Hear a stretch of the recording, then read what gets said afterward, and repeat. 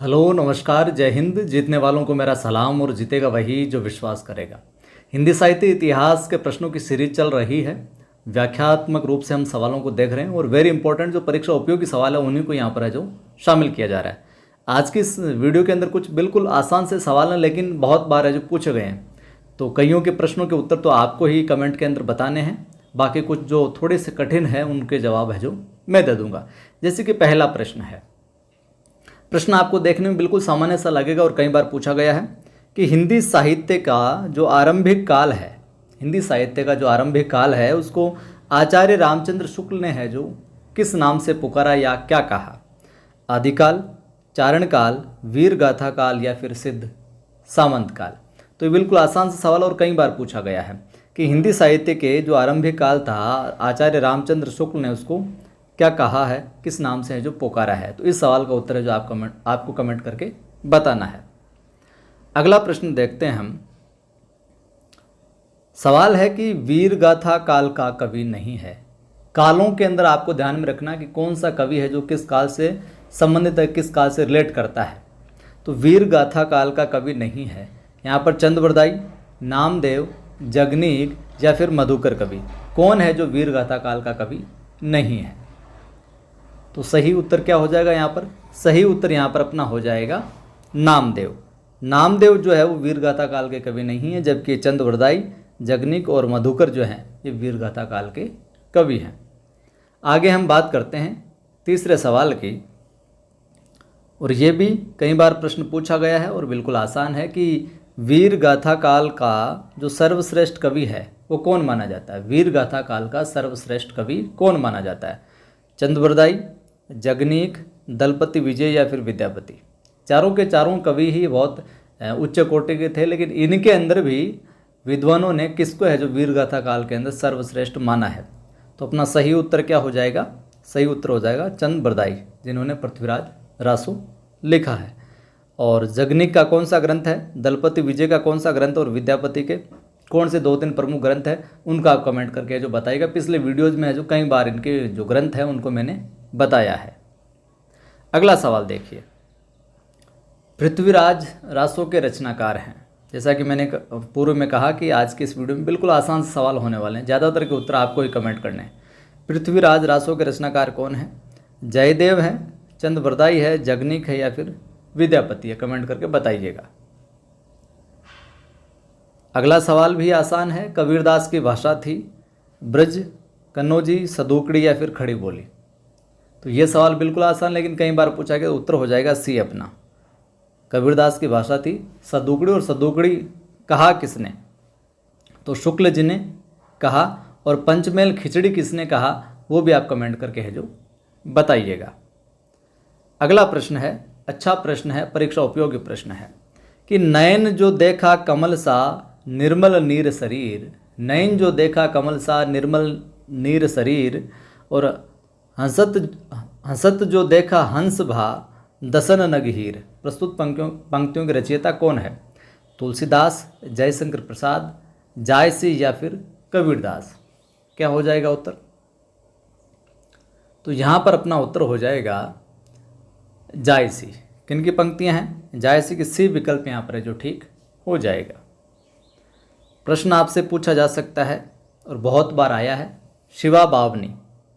शिवा बावनी के रचनाकार कौन है भैया?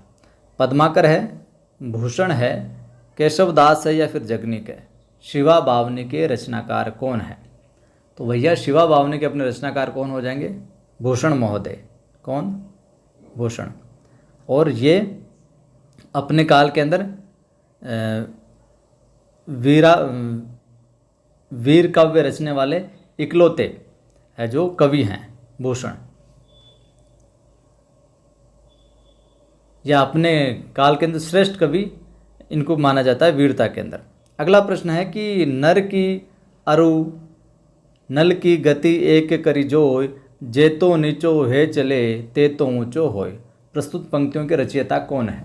तुलसीदास, महावीर प्रसाद द्विवेदी, बिहारी लाल या फिर केशवदास? बताइए। तो यहाँ पर अपना उत्तर हो जाएगा सी, बिहारी लाल यहाँ पर है जो सही उत्तर होगा। प्रश्न आपसे परीक्षा में पूछा जा सकता है, और ये प्रश्न भी कई बार आया है कि सखी वे मुझसे कहकर जाते, सखी वे मुझसे कहकर जाते, प्रस्तुत पंक्ति के रचयिता कौन है? अज्ञेय, मैथिली शरण गुप्त, हरिओद या फिर जयशंकर प्रसाद। सखी वे मुझसे कहकर जाते, कौन हो जाएंगे? उत्तर हो जाएगा मैथिली शरण गुप्त। बी विकल्प यहाँ पर ठीक हो जाएगा, मैथिली शरण गुप्त। और ये जो पंक्ति है हमें किस ग्रंथ के अंदर देखने को मिलती है, ये भी मैंने पिछले वीडियोज में बताया है, तो आप ज़रूर कमेंट करके बताइएगा।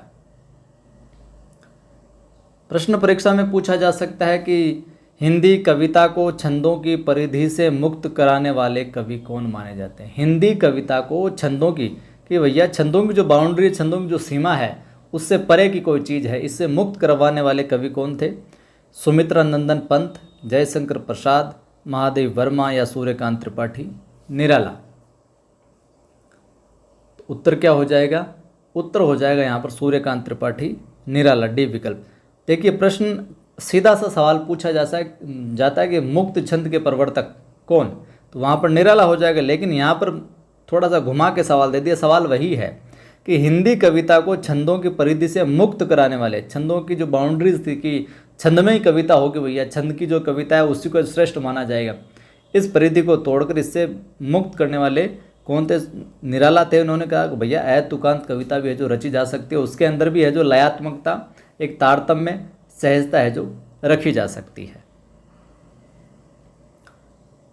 प्रश्न आपसे पूछा जा सकता है और कई बार पूछा भी गया है कि तितली किसकी रचना है? तितली किसकी रचना है? जयशंकर प्रसाद की, रामचंद्र शुक्ल की, श्याम सुंदर दास की या फिर आचार्य महावीर प्रसाद द्विवेदी की? तितली किसकी रचना है? तो सही उत्तर क्या हो जाएगा तितली के विषय में? तो तितली है अपने जयशंकर प्रसाद साहब की, जयशंकर प्रसाद साहब की। और वेरी इंपॉर्टेंट है, कई बार यह प्रश्न जो पूछा गया है। जयशंकर प्रसाद की कौन कौन सी रचनाएं हैं, ये पिछले वीडियोज में हमने कई बार डिस्कस किया है। सवाल आपसे पूछा जा सकता है और कई बार आया, ग्रेड फर्स्ट में भी आया है, सेकंड ग्रेड के अंदर भी आया है। अतीत के चलचित्र, अतीत के चलचित्र के रचयिता कौन है? जयशंकर प्रसाद, सूर्यकांत त्रिपाठी निराला, महादेवी वर्मा या फिर सुमित्रा नंदन पंत? बताइए। अतीत के चलचित्र, क्या उत्तर हो जाएगा? अतीत के चलचित्र अपने यहाँ पर हो जाएंगे महादेवी वर्मा। सी विकल्प यहाँ पर ठीक हो जाएगा, महादेवी वर्मा हो जाएगा अतीत के चलचित्र। प्रश्न आपसे पूछा जा सकता है, क्या बहुत बार आया है, पल्लव के रचयिता हैं, पल्लव जो रचना है उसके रचयिता कौन है? सुमित्रा नंदन पंत, निराला, जयशंकर प्रसाद या फिर महादेवी वर्मा? पल्लव के रचयिता कौन है भैया? तो पल्लव के रचयिता यहाँ पर हो जाएंगे अपने पंत, सुमित्रा नंदन पंत।